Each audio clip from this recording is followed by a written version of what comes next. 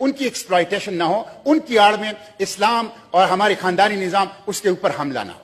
G, is it opposed honourable minister for human rights please. Yes, I oppose it. یہ bill بالکل کوئی جس طریقے سے یہ کر رہے ہیں ڈسکرائب اس طرح نہیں کرتا. جینڈر آئیڈینٹی پرسنل ایشو ہے. اگر ایک ٹرانسجینڈر فیل کرتا ہے اس کی آئیڈینٹی فیمنن ہے, اٹس ہز چوائس اور ہر چوائس. یہ کہنا جی میڈیکل بورڈ پہلے ایگزامن کرے گا, اس کو سارا یہ ادھر ابیوز ہوگا, یہ ادھر پیسے چلیں گے, ادھر وکٹمائزیشن ہوگی.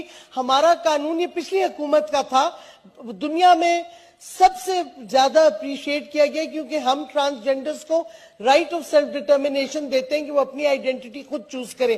ان کی امینڈمنٹ میں پہلی بات یہ کر رہے ہیں کہ یونیکس اور خواجہ سرا کو آئیڈینٹی چینج کرنے نہیں دیں گے جب تک میڈیکل بورڈ نہیں بیٹھے گا. یہ ابیوز ہوگا system, and this therefore we cannot have. Chairman صاحب, تو اس واسطے یہ میڈیکل بورڈ کی پروویژن جو ہے وہ سراسر غلط ہے. یہ ابیوز کی طرف جا رہا ہے, یہ وکٹمائزیشن آف ٹرانسجینڈرز ہے. بڑی مشکل سے یہ قانون پاس ہوا اور آپریشنائز ہو گیا, اور آج تک ہمیں ایک کمپلینٹ نہیں آئی اس کی ابیوز کی, بلکہ اس قانون کی وجہ سے پروٹیکشن ملی ہے ٹرانسجینڈرز کو اور ان کی مین سٹریمنگ ہوئی ہے. اور اگر پاکستان حق دیتا ہے اپنے شہری کو کہ وہ اپنی تیسری آئیڈینٹی چوز کریں تو یہ ان کا حق ہے, اور ہمارے پاسپورٹ میں اور آئی ڈی کارڈ میں یہ ہے تھرڈ چوائس آئیڈینٹی کی. وہ کیوں ختم کرنا چاہ رہے ہیں؟ یہ بالکل پھر سے وکٹمائزیشن اور ابیوز آف ٹرانسجینڈرز کو انکریج کرنا چاہ رہے ہیں اس امینڈمنٹ سے. سو وی اپوز اٹ. میری سجیشن ہے کہ اس کو اگر کمیٹی میں ڈسکشن کر رہے ہیں تو اچھی بات ہوگی.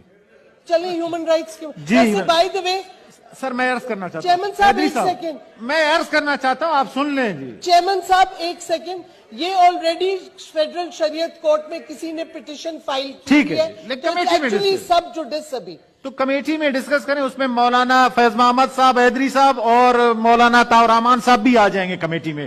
I now put the motion before the